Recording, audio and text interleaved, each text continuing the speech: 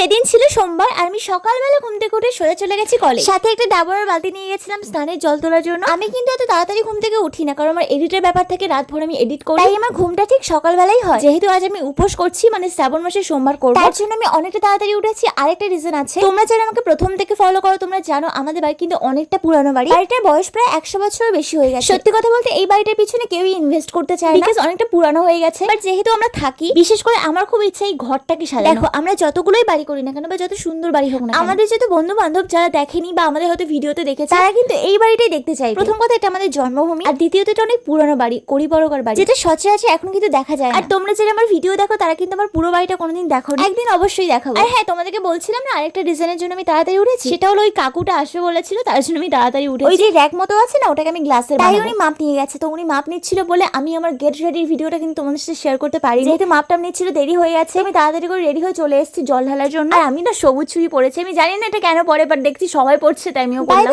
তোমরা বলো তো আমি কোথায় জল ঢালতে এসেছিলাম? দেখি তোমরা কতজন চেনো।